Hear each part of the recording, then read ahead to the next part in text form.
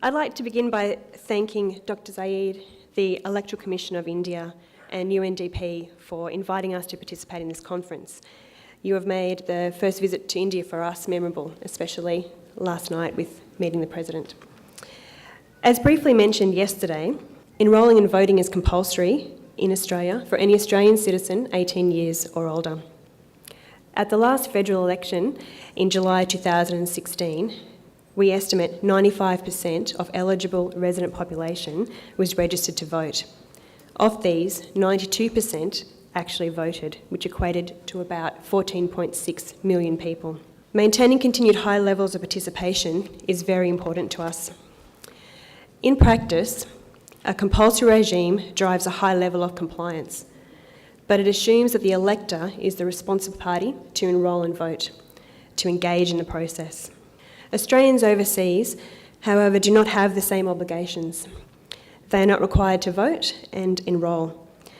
The Electoral Act has specific requirements for electors overseas, that they are to maintain their own enrolment and vote.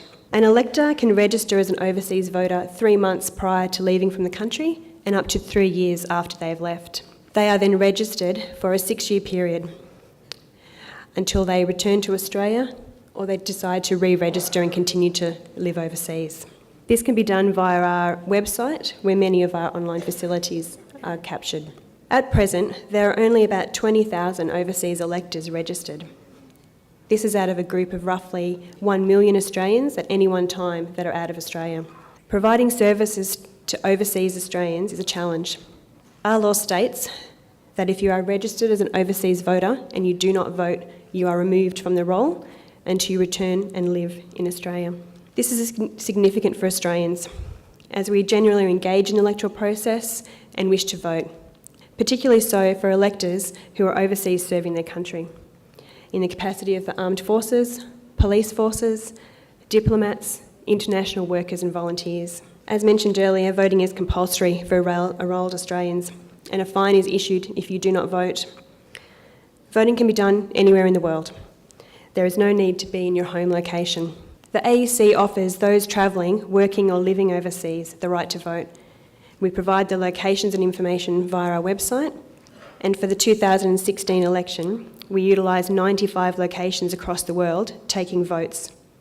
We took roughly 71,500, with London, our largest site, taking roughly 16,000 votes, followed closely by Hong Kong, with our littlest site being Trinidad, which took 7 votes. The AEC supports these locations with a 24/7 telephone help desk throughout the election period. In addition to on-site voting, postal voting is offered across Australia and overseas.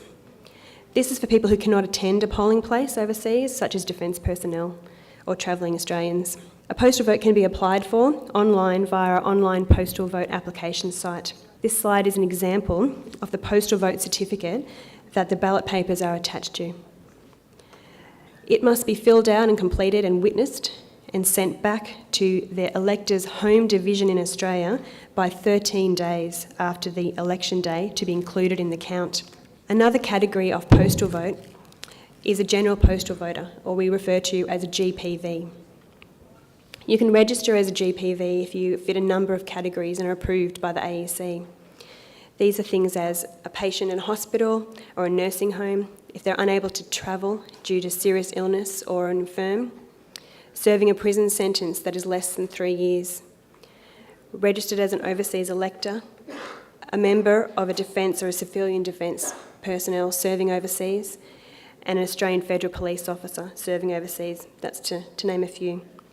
Once registered as a GPV, you automatically receive the ballot papers after an election is announced. Recently, the Australian Postal Service has reduced its daily mail services due to the amount of services that are now provided to Australians online. This puts immense pressure on the return of postal votes in time to be counted in the count. The pressure is then multiplied by trying to get postal votes back from overseas and often remote locations in time.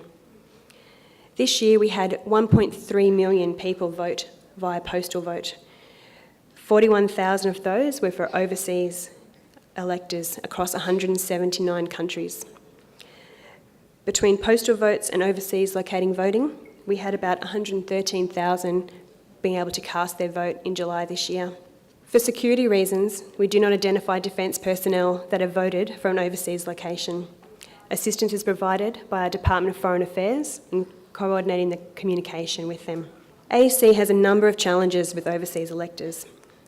Though we have a comprehensive website and are engaged via Facebook and Twitter, we find notifying overseas electors that an election has been called hard to do. Our diplomatic posts can notify known voters in their area and assist us in getting to the regional areas. But timeliness is critical, and without their assistance, a large number of voters would miss out on the opportunity. The AEC continues to work on how to better engage overseas participation and return rates in time to be included in the count. We are extreme in some of the cases of getting our votes returned. We're not beyond putting someone on a plane, flying them to a location just to collect the votes and bring them back because the postal vote service is not working. I'd like to thank you for your attention, and I look forward to any questions you may have at the end. Thank you.